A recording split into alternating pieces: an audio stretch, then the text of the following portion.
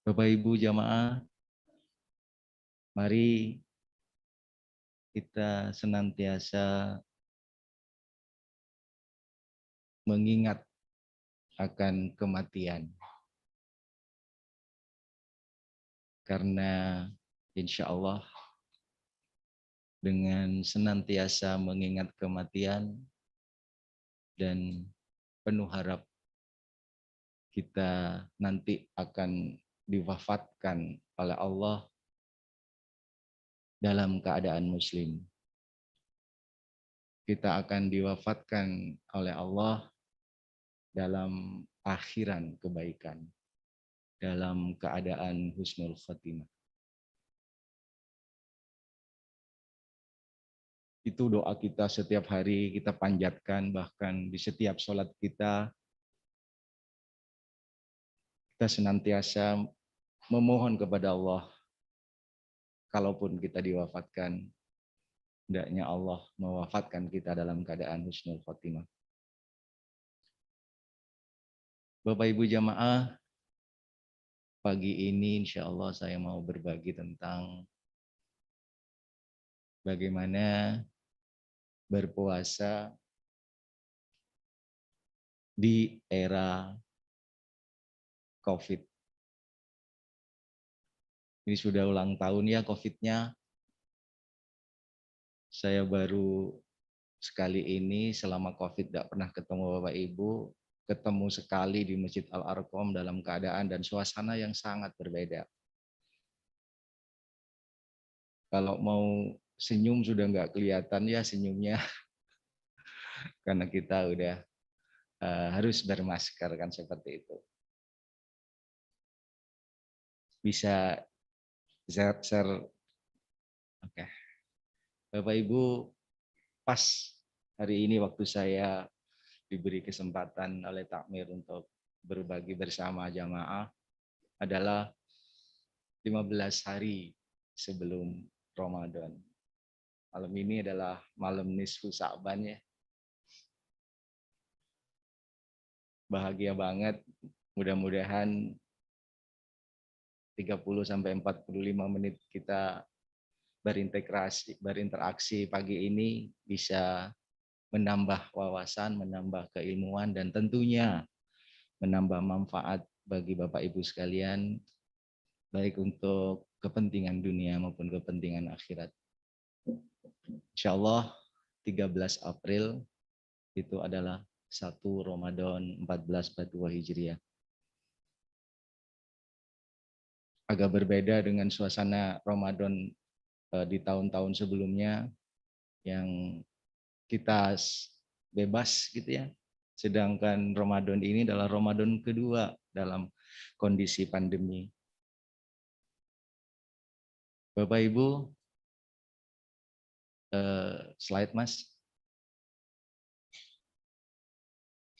Klik lagi satu kali. Oke. Saya ingin menyampaikan bahwa proses terjadinya penyakit itu Bapak Ibu sekalian, ini tidak hanya untuk COVID ya, untuk seluruh penyakit. Tapi karena eranya ini setelah era COVID, mungkin kita pelajari bersama sebenarnya bagaimana sih proses balik Mas.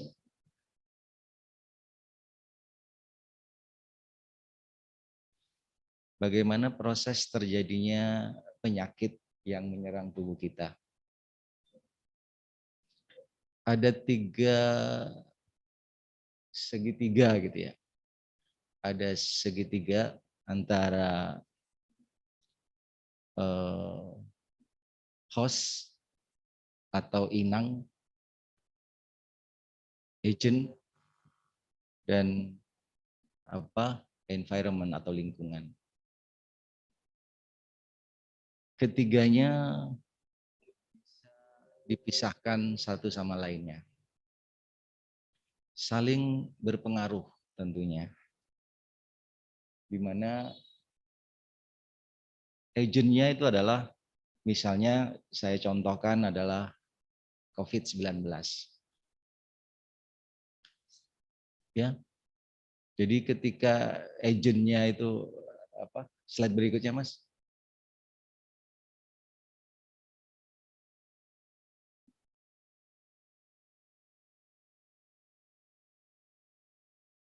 Ketika apa virusnya itu adalah virus yang memiliki sifat karakteristik yang sangat berbahaya seperti COVID, virulensinya sangat kuat, ya, itu akan mudah menyerang seseorang. Jadi virusnya itu tergantung dari sifat kekuatan daya serangnya. Ya, kemudian ada masa inkubasi. Setelah masuk ke tubuh, ya, berapa hari kemudian baru timbul gejala. Itu adalah disebut dengan masa inkubasi. Nah, pada saat itu kita sebagai host atau inang itu punya faktor resiko tergantung dari kekuatan imun kita masing-masing. Ketika imunitas seseorang itu sangat kuat, bahkan lebih kuat dari virulensinya, dari keganasan virusnya, maka virusnya akan kalah. Sehingga kalaupun masuk kepada kita, ya kan, maka tidak akan timbul gejala. Ya, jadi tidak bisa dipisahkan antara host sama inang. Ketika agent sama hostnya. Ketika agentnya kuat, kemudian hostnya itu lemah, maka dia akan terjadi sakit. Faktor yang berpengaruh lainnya adalah faktor lingkungan, Bapak Ibu. Faktor lingkungannya banyak banget, lingkungan biologisnya, higien sanitasi sehingga kita harus cuci tangan, ya, kemudian faktor lingkungan sosial sehingga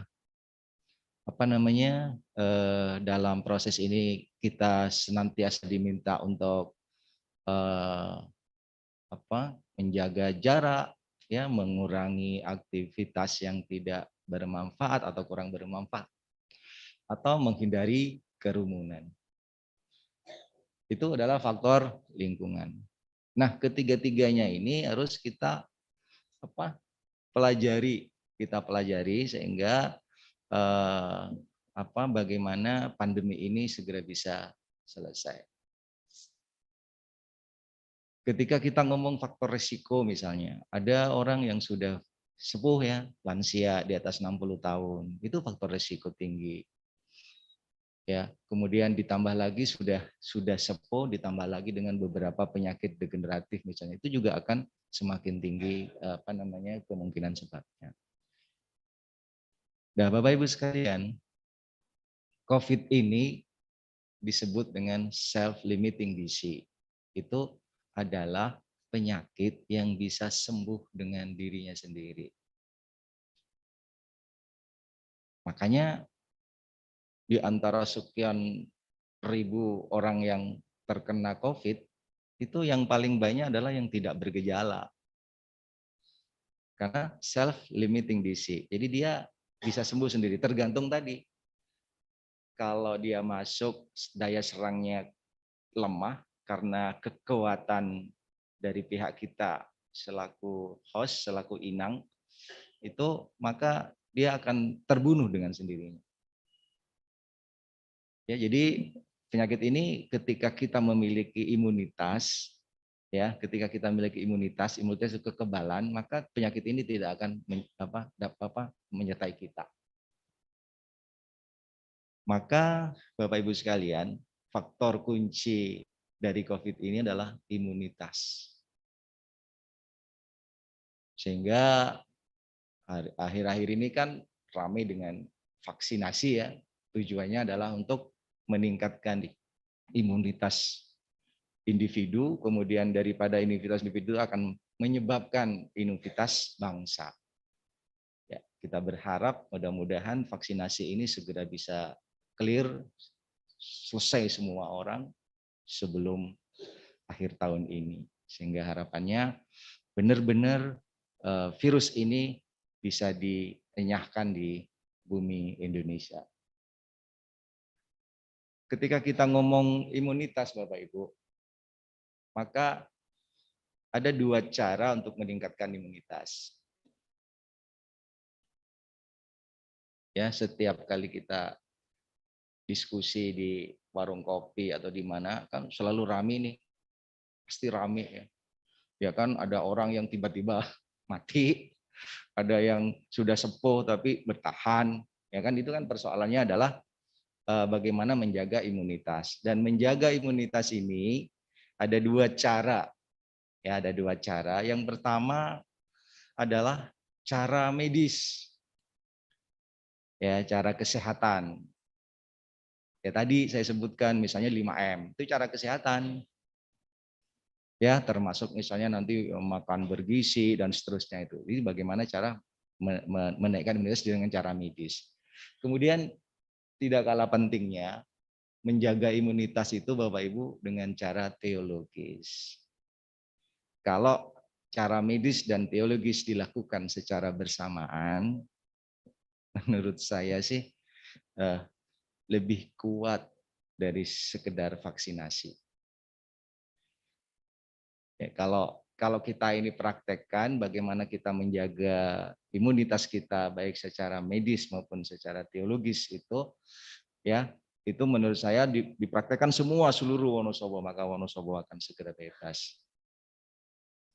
Yang kita khawatirkan itu adalah ketika orang sudah mendapatkan vaksin, merasa dirinya sudah diberi imun, kemudian aku kan sudah sehat, lupa dia, ya kan, bahwa yang memberi sakit itu Allah, lupa.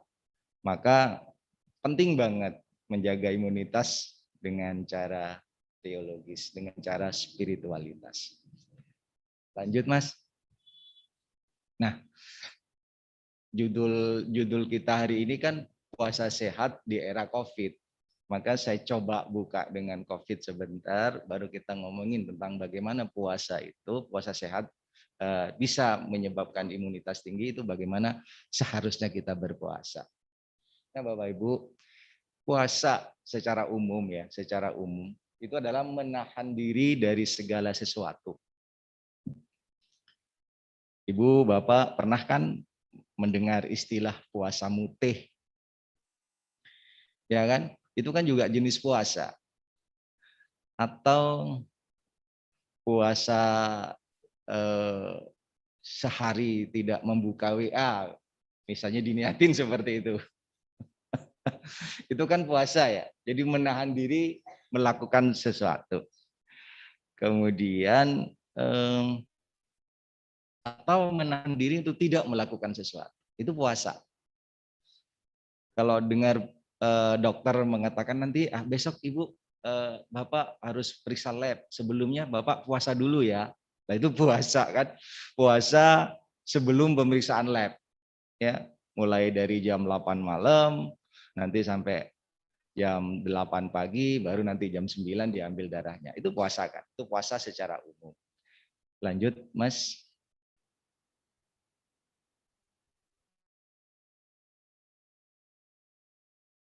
Tapi apa yang dimaksud dengan puasa secara Islam? Nah, kalau puasa secara Islam itu kan jelas secara syar'i, yaitu menahan diri dari makan, minum, berhubungan suami istri dari subuh hingga maghrib.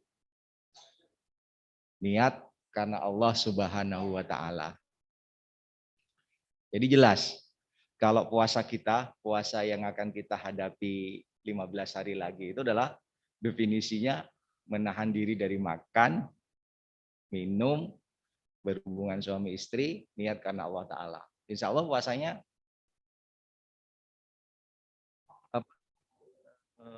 lulus puasanya, tapi nggak tahu nilainya. Jadi kalau sekedar puasa, puasanya sah apa tidak? Ya sah.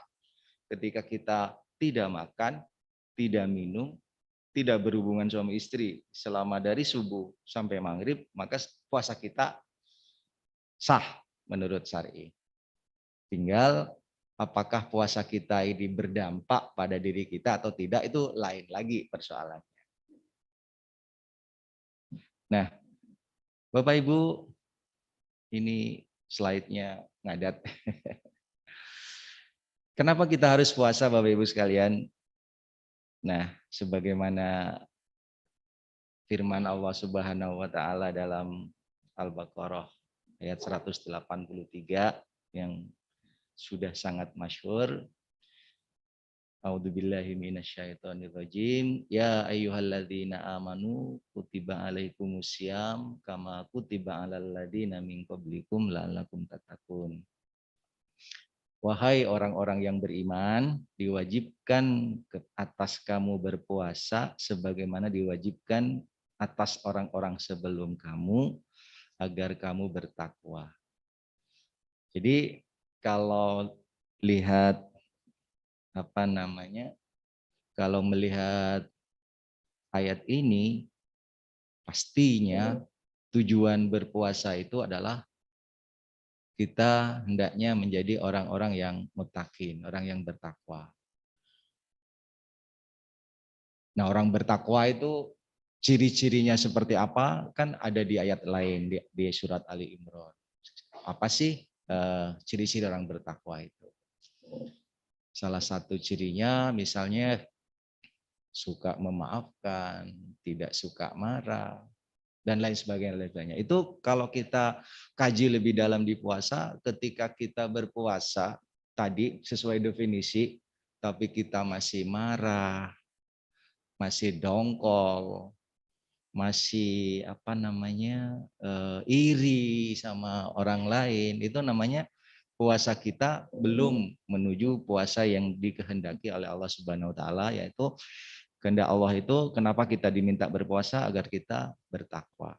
Dan insya Allah Bapak Ibu sekalian, kalau kita ini mencapai muttaqin, sehat itu adalah bonusnya. Jadi sehat itu adalah bonus dari apa yang kita amalkan. Bisa lanjut, Mas? Lanjut. Nah, ini Bapak Ibu, saya sudah mau mulai masuk ke bagaimana puasa sehatnya ya. Jadi dalam sebuah buku ini karangan ulama Timur Tengah itu menyampaikan bahwa klasifikasi kebutuhan tubuh terhadap makanan. Ya. Itu yang pertama adalah tingkatan hajat atau yang hanya dibutuhkan, yaitu makanan yang hanya sekedar untuk menegakkan tulang punggung. Orang-orang lama ya pertapa dia makan hanya untuk tetap supaya tulang punggungnya tegak. Itu tingkatan yang pertama, itu tingkatan hajat namanya. Kemudian tingkatan yang kedua itu namanya adalah tingkatan kifayah. Adalah ukuran kecukupan. Ini yang menjadi stressing saya dalam puasa Ramadan besok ini, Bapak Ibu sekalian, kalau kita ingin menjadi orang yang bertakwa, puasanya berhasil, pahalanya melimpah, dan ada bonus sehat, maka hendaklah kita tahu bahwa tubuh kita itu membutuhkan, setiap kali membutuhkan makanan itu adalah ukuran lambung itu misalnya 1 ya, maka sepertiga dari lambung itu adalah makanan, sepertiga adalah minuman, sepertiga lainnya adalah udara.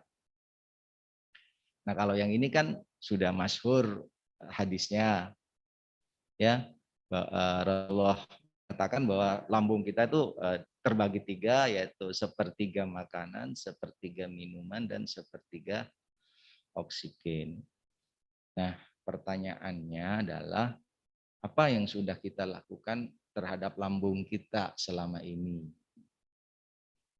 Ya, insya Allah semuanya termasuk saya, ya, tidak ada yang mampu melakukan ini sepenuh hati dengan sepenuh waktu gitu ya. Tapi kebanyakan kita ini bukan bukan melihat kecukupan, tapi definisi yang kita amalkan selama ini adalah ketika kita makan itu adalah untuk mencapai posisi kenyang. bukan cukup. Kan seperti itu. Maka kalau kita kaitkan dengan sabda Rasulullah yang lain bahwa makanlah ketika lapar dan berhenti, bukan berhenti setelah kekenyangan kan Pak. Nah, ini yang apa namanya yang harus introspeksi diri ya, termasuk saya introspeksi diri, apakah yang kita lakukan sehari-hari itu sudah seperti itu. Makan ketika lapar, berhenti sebelum kenyang.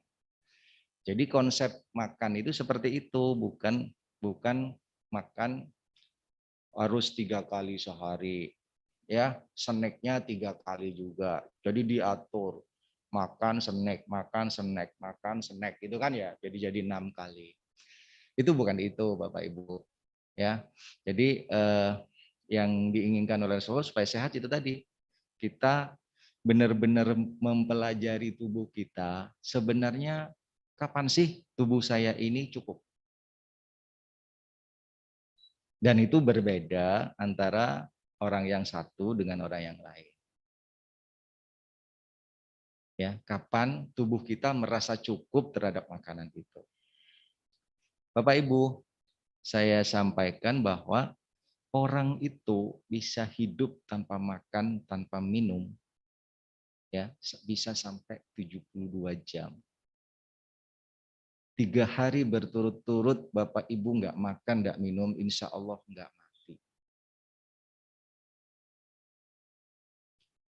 Ya. Jadi kalau kita diminta oleh Allah hanya 14 jam saja, ya kan? Terus kita merasa, aduh macam-macam lah, saya ini nggak kuat, saya ini punya penyakit ini, penyakit itu.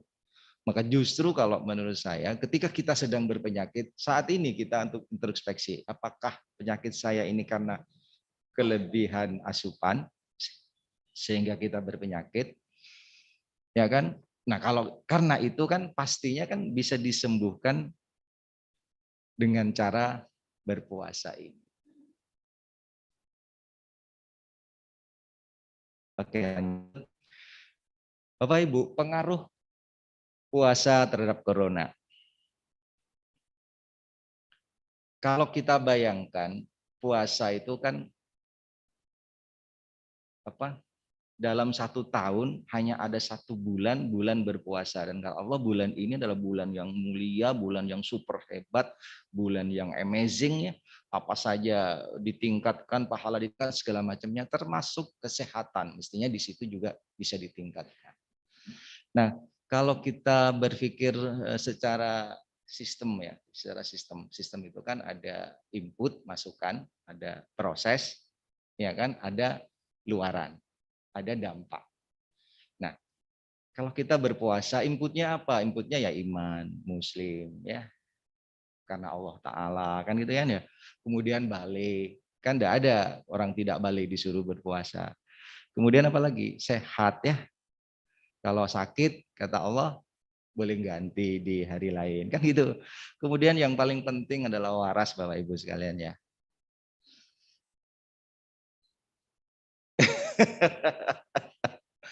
Bapak ketawa kenapa ada sehat, kenapa ada waras kan gitu ya. Kalau sehat, orang cenderungnya ke arah jasmani, ya Bu ya. Bapak sehat-sehat gitu ya, jasmaninya sehat, ya kan. Tapi kalau ada nggak ketika ketemu waras, bukan waras bahasa Jawa ya. Nah itu kan apa kalau kita ngomong waras, berarti aku gak waras sih kan ya. Itu seperti itu, tidak waras. Jadi waras ini kan orang yang tidak waras, tanda petik orang yang sedang terganggu kejiwaannya, kan tidak wajib berpuasa Bapak Ibu. Ya kan? Jadi ini maksud saya ingin sampaikan, ketika nanti pada saat Ramadan, Bapak Ibu sekalian itu melihat apa saudara yang lain sedang asik-asik gitu ya, asik makan minum di tempat umum, ya kan? Itu nggak usah risau kita gitu loh. Bisa paham Pak Ibu? Jadi oh tuh cuma suruh puasa sebentar aja nggak mau, ngamuk terus. Kapan kita mau jadi bertakwa gitu loh? Ya kan? Kita ngelihat atau pas saat kita naik angkutan, tiba-tiba ada yang bawa roti, bawa apa, kan gitu ya. Nah, terus kita tuh jengkel. Ya kan? Kalau kita jengkel, kita udah lepas dari tadi rencana Allah mau menjadikan kita takwa. Ya kan? Kemudian kalau ditanya Ibu, itu yang waras yang mana gitu loh Bu? Yang satu jengkel, yang satu nggak puasa. Yang waras yang mana? Karena itu waras itu penting gitu dalam hal input ini. Kita ya senantiasa melihat sesuatu itu dari berbagai sudut pandang gitu ya. Sehingga kalau melihat orang tidak berpuasa ya, oh iya mungkin apa laki ini ya, oh mungkin dia masih menstruasi, padahal laki gitu ya. Apa kan enak. Tapi kita nggak marah gitu loh, kita nggak marah. Artinya bagi saya kalau ngelihat orang itu, saya yang waras, saya diem istighfar, saya mohon ampun pada Allah, mudah-mudahan saya tidak seperti dia. Kemudian pastilah kita bisa menyatakan yang tidak waras adalah yang belum berpuasa. Benar kan? Karena kalau belum waras kan belum kena kewajiban puasa. Jadi orang yang tidak berpuasa biasanya kan cuma hari pertama, hari kedua ya Bapak Ibu ya. Hari ketiga di pasar sudah mulai itu ya kan. Oh, berarti itu belum waras. Berarti dia mendapatkan rusa dari Allah untuk tidak berpuasa kan seperti itu. Ya, kemudian setelah input ya kan ada proses. Prosesnya apa? Niat. Ya kan? Kemudian disunahkan, sunnah muakkadah katanya itu adalah sahur. Karena dimakan sahur kita itu adalah barokah. Bahkan kalaupun Bapak Ibu tidak sempat sahur karena apa keringan ya, itu setidaknya minum air putih beberapa teguk karena disitulah berkah. Allah nggak apa kita nggak tahu mana rezeki yang mendapat yang memberkahi kita. Jangan-jangan yang kita makan itu adalah pizza apa saja, tapi tidak berkah di tubuh. Sedangkan orang lain cukup dengan air putih berkah. Ya kan? Maka sahur itu ketika dengan sahur itu barokah ya, Bapak Ibu jangan sombong, pasti wajib sahur. Ya mentah-mentah, wah aku bisa kok, kata dokter Muzari 72 jam juga boleh kok, kan gitu kan ya. Itu namanya menyembuhkan diri, ini sudah diatur sama Allah, sistemnya sudah bagus, baku, nggak pernah berubah sejak zaman Rasulullah sampai sekarang. Nah itu suruh sahur. Kemudian menahan diri dari segala sesuatu yang menyebabkan berkurangnya pahala puasa. Kalau menahan diri dari yang membatalkan puasa, saya yakin Bapak Ibu sudah hatam. Bisalah dengan disiplin bisa, tapi menahan diri dari segala sesuatu yang bisa mengurangi pahala puasa, mari kita aktifkan lagi ingatan-ingatan kita dari ustadz-ustadz yang sudah mengajarin kita untuk kita amalkan di bulan Ramadan ini. Ini proses. Ya, kemudian tingkatkan ibadah lain, kan seperti itu. Outputnya apa? Keluarannya apa? Pasti takwa. Sehingga pada saat 1 Syawal dikatakan kita kembali kepada fitri. Bahagia, takwa. Ya kan? Outcome-nya ketika kita sudah bertakwa, bahagia, nggak iri sama orang, nggak dengki sama orang, nggak ini, nggak ini, nggak ini. Pasti imunnya adalah naik. Ketika imun naik, ya virusnya kalah. Ya kan, kembali ke yang tadi saya sampaikan, selalu ingat 2 hal. Pendekatan sesuatu itu mendekati dengan medis, kalau masalah kesehatan ya dengan medis dan teologisnya. Nah, dengan cara-cara berpikir seperti ini, insya Allah lah Ramadan kita tahun ini, walaupun dalam keadaan kondisi pandemi, akan semakin membahagiakan kita. Insya Allah pahalanya adalah takwa. Ketika kita takwa, bonusnya adalah sehat. Seperti itu Bapak Ibu. Lanjut Mas.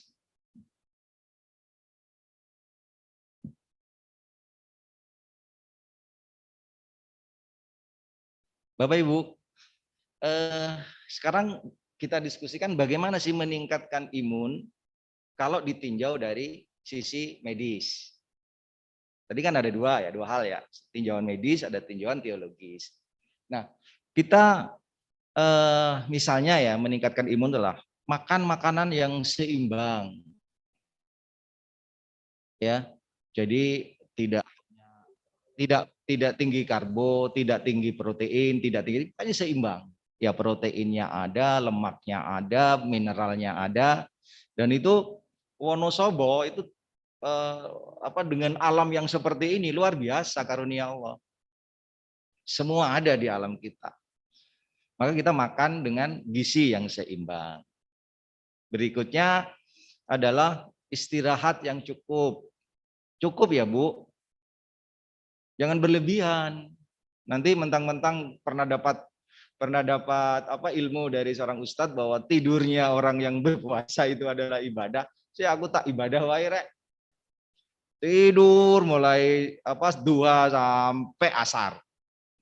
Enggak apa-apa kan? Karena duhurnya kan kelewat kan enggak apa-apa. Jadi duhurnya nanti jamak takhir. Kan kelewat. Tapi itu menurut saya sesuatu yang salah paham gitu loh. Yang dimaksud dengan cukup ya sesuai dengan kebutuhan tubuh. Tubuh kita ini nggak bisa dipaksa-paksa, ketika sudah butuh istirahat pasti ada sinyal. Ya, entah enggak enak, keras di sini, terus ada linu-linu, itu waktunya istirahat. Kemudian minum air yang cukup. Lagi-lagi cukup Bapak Ibu. Kalau sekarang misalnya ditanya, berapa Bapak Ibu minum air? 2 liter per hari minimal. Ada yang bilang 2,5 liter. Nah Bapak Ibu, ilmunya cuman sederhana aja, hitung berat badan Ibu Bapak sekarang berapa, kalikan 60, kalikan 30. Ya, kalau misalnya saya sekarang 60 kilogram, ya, kali 30 cc, maka saya butuh sehari itu cuma 1.800, nggak sampai 2 liter. Kalau 50, berat badannya ya cuma 1.500 cc, satu botol aqua itu aja. Tapi kalau Bapak yang besar, tinggi, sampai 90 ya, atau sampai katakanlah 100, 1 kuintal itu ya, maka 3 liter butuhnya. Jangan Bapak yang berat badannya 1 kuintal sama dengan yang 50 airnya. Enggak cukup. Maka cukupnya itu adalah 30 cc kali berat badan per hari. Diminumnya ya jangan langsung diminum. Ya tetap bertahap kan seperti itu. Kemudian aktivitas fisik ya Bu, Bapak yang sudah usia lanjut cukup jalan. Yang masih muda-mudi ya boleh bersepeda. Ya, jadi mau main pingpong, main apa terserah. Jadi aktivitas fisik. Yang berikutnya adalah kurangi stres. Ya kan, secara jasmani mengurangi stres gimana caranya? Ya toh, stres itu datangnya tidak tahu. Makanya nanti ada penjelasannya di secara teologisnya. Kemudian kalau Bapak Ibu merasa membutuhkan vitamin, ya silakan nambah vitamin. Kemarin itu saat COVID kan luar biasa ya. Harga vitamin naik tapi dibeli terus. Padahal Bapak Ibu, asupan kita setiap hari ketika kita sudah cukup, ya vitamin sudah tidak diperlukan lagi. Kalau vitamin, kita minum vitamin C. Sekarang kan COVID, biasanya cuma minum 1.000, ya kan. Kepingin kuat minum 3.000. Jadi minum effervescent itu 3 kali sehari. Mahal kan? Jadi yang dicelup kemudian bulu-bulu kita effervescent itu mahal, gak ada yang murah. Ya kan? Itu mestinya nggak sampai 1 aja cukup. Katakanlah misalnya kebutuhan vitamin C kita berapa sih? Sehari nggak sampai 500. Kita kasih 1.000. Bahkan kita ganti dengan yang lebih banyak lagi 3 kali sehari. Nggak apa-apa, tapi kasihan ginjalnya. Tapi vitamin itu juga akan dibuang kan? Dibuang percuma. Maka sebenarnya kalau kita sudah sudah mempraktekkan makanan seimbang, itu vitamin tidak dibutuhkan lagi. Ya kalau yang kemarin tuh luar biasa, apapun suruh makan gitu. Begitu kena COVID, apapun suruh makan. Ya Allah, kasihan ginjalnya. Kemudian lanjut Mas, bagaimana meningkatkan imun secara teologis, secara spiritual ya. Yang pertama Bapak Ibu adalah istiqomah bersedekah. Ya, sebuah studi di tahun 2006 Bapak Ibu dilakukan oleh Josh Moll menemukan bahwa ketika seorang bersedekah atau sejenisnya, donasi gitu ya, maka beberapa area sel di otak yang terkait dengan kenyamanan, ya, jadi di otak itu ada beberapa area ya, ada area yang memerintahkan untuk kenyamanan, ada area untuk memerintahkan bagaimana kita berhubungan interpersonal antar sesama gitu ya. Kemudian rasa percaya diri itu terus naik hormonnya ketika kita bersedekah. Ya, dalam kata lain Bapak Ibu sekalian, dulu saya pernah mengatakan bahwa ada yang namanya hormon bahagia. Hormon bahagia itu ada yang serotonin, ada yang dopamin, ada yang endorfin, ya. Itu semuanya naik ketika kita bersedekah. Apalagi Bapak Ibu sedekahnya di saat bulan Ramadan. Imunnya naik, ya kan? Pahala melimpah. Ini kesempatan baik bagi kita. Jadi semua, ada hormon oksitosin juga keluar. Hormon oksitosin itu adalah hormon yang penangkal stres. Makanya tadi ketika kurangi stres, bagaimana cara kurangi stres? Ya sedekahlah. Bagaimana caranya mengurangi stres? Praktekkan Ali Imran ayat 97 itu. Sehingga kita mengurangi stres. Ya kan? Jadi berbagi di kala sempit, di kala lapang, ya kan? Kemudian tidak marah, kemudian selalu memaafkan pada sesama, itu adalah hormon-hormon kita, hormon oksitosin kita naik tinggi. Ya. Jadi sekarang coba dipraktekkan. Katakanlah kita mau sedekah subuh misalnya, tapi niatkan betul-betul sedekah karena Allah. Nanti akan muncul kepribadian yang berbeda dari kita. Berubah. Rasa nyaman itu datang setiap hari. Yang tadinya kok ada sesuatu terus. Khawatir terus. Ya kan? Takut akan sesuatu yang belum jelas, itu kan khawatir ya. Nah, obatnya itu adalah perbanyak sedekah. Lanjut, Mas. Yang kedua itu adalah memperbanyak apa itu? Istighfar. Jadi yang pertama adalah sedekah, yang kedua adalah memperbanyak istighfar. Kalau kita pelajari di ayatnya ada beberapa yang menerangkan tentang manfaat istighfar. Misalnya di Al-Anfal ayat 33, tetapi Allah tidak akan menghukum mereka selama engkau Muhammad berada di antara mereka, dan tidaklah pula Allah akan menghukum mereka sedang mereka memohon ampunan. Istighfar itu kewajiban istighfar kita. Kemudian di surat Hud ya, surat Hud yang ini terkenal banget, ini surat Hud ayat 52 tentang istighfar. Bahkan banyak ustadz ketika ditanya oleh seseorang yang sulit mendapatkan omongan misalnya, perintahnya adalah suruh istighfar. Dasarnya ini surat Hud 52. Ketika kita beristighfar dengan penuh harap kepada Allah, maka Allah akan turunkan hujan, kan seperti itu kan. Hujan itu tanda petik itu adalah rezeki. Rezeki itu macam-macam termasuk momongan, kan seperti itu Bapak. Jadi istighfar memperbanyak rezeki, nanti rezekinya juga disedekahkan, istighfar lagi. Kan gitu kan? Jadi siklus saja. Ya, jadi hukum kekekalan energi katanya. Energinya ya bulat aja di situ. Sungguhnya apa yang kita lakukan akan kembali kepada kita sendiri. Lanjut, Mas.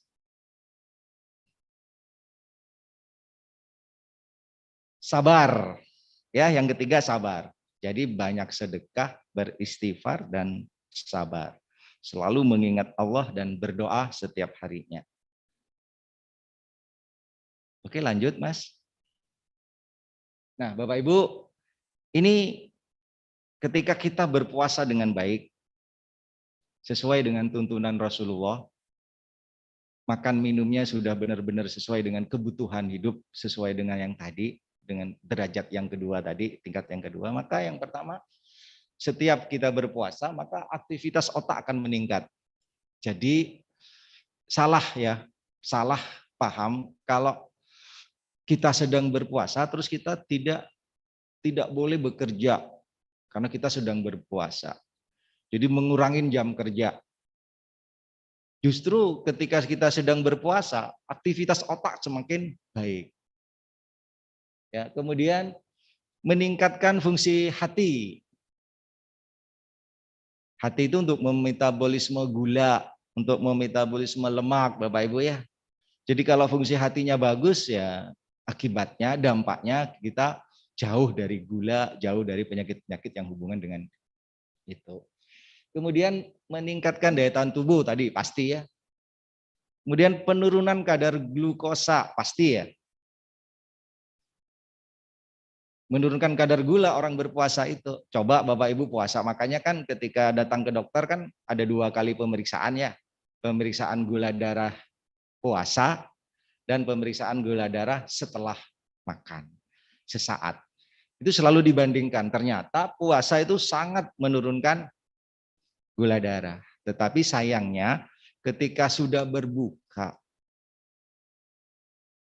ya kan, ketika sudah berbuka kita termasuk aliran yang ketiga. Bukan aliran yang kedua tadi, yang cukup tadi, tidak, sudah masuk yang melampaui batas. Ya kan, berbuka puasanya sudah sesuai dengan sunnah, Dok. Saya kalau buka puasa dengan apa? Dengan kurma. Berapa kurmanya? 1 piring. Ya luar biasa kan Bu, kurma itu tinggi banget karbonya, tinggi banget gulanya. Ya kan, kalau Rasulullah maksimal 7 ya sudahlah, jangan lebih dari itu. Ya kan, itu seperti itu. Pasti turun gulanya. Ya. Saya bisa memastikan kalau puasanya benar, gula darahnya turun. Kalau belum turun berarti belum benar. Maka nanti mudah-mudahan tidak ada yang tanya, "Dok, gimana saya ini diabetes, boleh puasa apa enggak?" Wah, itu susah saya menjawabnya. Minta legitimasi dari dokter untuk tidak berpuasa. Waduh, susah. Ya, kemudian ini penurunan kadar lemak. Ya. Sekarang coba Bapak Ibu, Pak Asrori, sekarang sebelum puasa dihitung Pak lingkar perutnya. Terus puasa yang benar, Pak Asrori ya, nanti 1 Syawal ukur lagi Pak. Ya, nggak perlu bayar-bayar seperti yang di media sosial itu loh Bu. 3 bulan bayarnya 16 juta hanya untuk mengurangi lingkar perut Pak. Padahal Allah sudah kasih sistem ini bagus banget. Ya, sistem ini bagus banget. Nah, kemudian penurunan tekanan darah. Ya, kemudian menyembuhkan mah Bapak Ibu puasa itu. Itu banyak sekali penelitiannya, tapi kadang-kadang di lapangan justru orang yang sakit mah nggak mau berpuasa. Ya kan? Tapi memang ada Bapak Ibu sakit mah yang tidak boleh berpuasa, yaitu sakit mah yang sudah berdarah. Sudah luka itunya, lambungnya, itu sembuhkan dulu, bukan tidak boleh berpuasa selamanya. Sembuhkan dulu ke dokter, ke rumah sakit, nanti udah sembuh tidak ada lukanya, langsung berpuasa dan akan menyembuhkan. Lanjut Mas. Nah, Bapak Ibu, kalau tadi kan kesehatan jasmaninya saja, kesehatan rohaninya dari puasa ini kan yang namanya sehat untuk apa? Menurut versi WHO kan sehat jasmani, ya sehat mental atau rohani, sehat sosial, ya kan? Jadi kalau ini tidak salah satunya ada yang tidak sehat, maka kita belum dianggap sehat. Kayak tadi saya sampaikan, ada orang seger buger di dalam angkutan, makan di siang hari pada saat bulan Ramadan. Berarti dia ada yang sakit nih, belum sehat. Makanya disebut dengan tidak waras tadi ya Pak. Nah itu, ya kan? Jadi ada tiga, kalau tiga-tiganya ini belum sehat, dianggap belum sehat. Ya, jadi harus sabar, harus bisa melakukan penguasaan diri, disiplin. Mana ada sih orang yang berpuasa tidak disiplin? Nggak ada. Ada nggak Bu? Ibu puasa ya, takut sama anak. Ya, minum di saat sore hari karena nggak kuat, ya kan?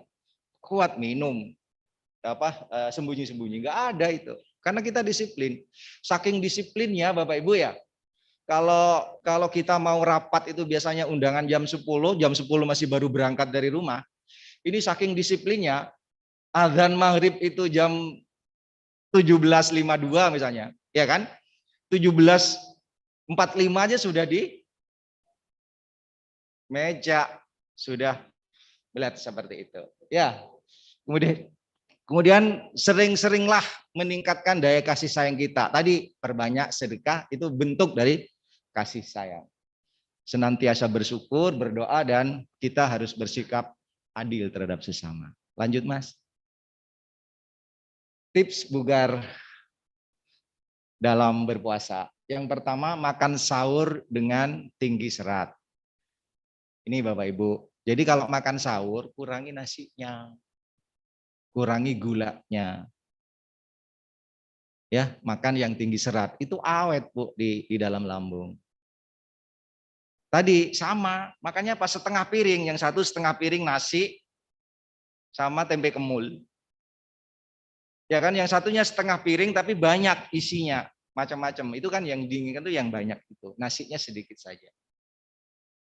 Karena begitu nasinya banyak, Bapak Ibu, itu nanti akan mengganggu semua metabolisme.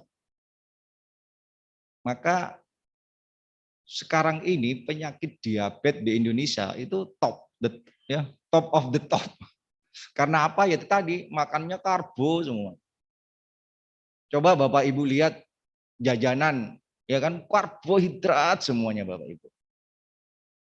Ya, lihat itu kandungan karbohidratnya pada saat beli apa di Indomaret, di Alfamart, dimanapun, lihat karbohidratnya masih tinggi. Itu pun masih ditambah dengan nasi, hebat kan? Apalagi sudah makan karena sahurnya terlambat, nggak siap lauk, masak aja mie instan, pakai nasi. Bener banget, ya kan? Setelah selesai sholat subuh sudah lapar lagi. Itu seperti itu, kan ngantuk. Banyak minum air tadi ya Bu, cukup di 30 cc per kilogram. Aktivitas seimbang, kemudian berbuka bukan balas dendam. Berbukanya saya melihat kalau di kebiasaan di Wonosobo, kebiasaan ya, bukan untuk semuanya. Yang saya juga nggak habis pikir, saya sudah tahun ke-6 di sini. Setiap kali buka puasa bersama itu Bapak Ibu ya, saya belum pernah buka bersama tanpa ada menu tempe kemul. Itu saya nggak paham.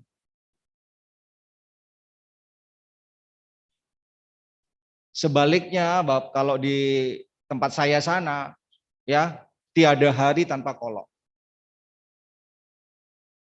Kolak macam-macam, kolak pisang, kolak pokoknya kolak semuanya. Yang semua itu adalah karbo, Ibu. Betul kan? Mana ada kolak apa? Kolak sapi kan tidak ada ya.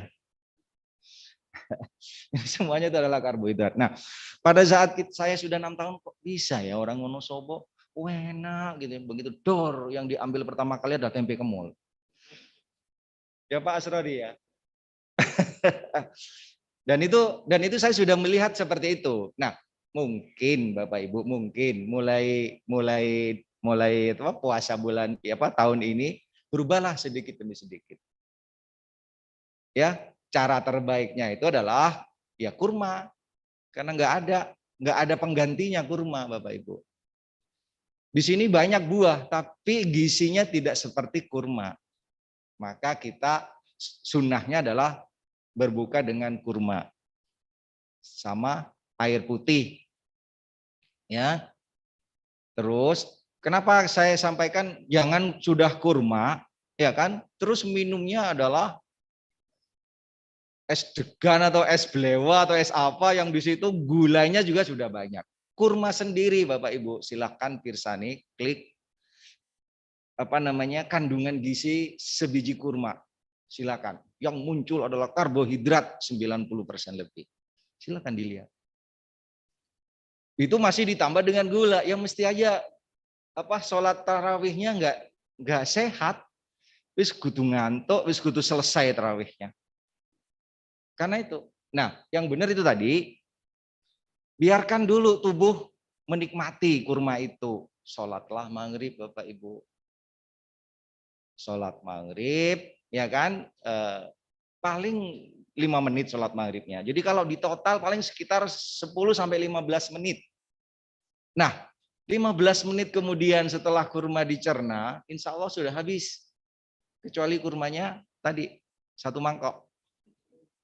Kalau kurmanya 2-3 biji, 15 menit kemudian insya Allah sudah habis. Tetapi lambungnya sudah dilapisi dengan sesuatu yang baik, yaitu kurma. Baru kemudian tempe kemul. Ya kan? Baru kemudian yang lainnya. Ya. Setelah itu kan, setelah makan pasti terdengar adzan Isya. Seger, Bu. Tapi kalau dari awal dor langsung itu semua dihabisin, setelah sholat maghrib tinggal, ya kan seperti itu. Nah itu aja, mungkin ada waktu yang untuk tanya jawab, dipersilahkan. Jamaah pengajian rahimakumullah, monggo bagi yang mau bertanya dipersilahkan.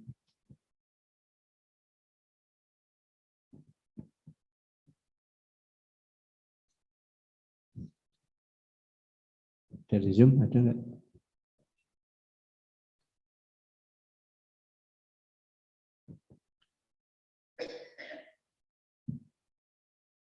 Alhamdulillah kalau nggak ada pertanyaan. Jadi mau nanya Pak.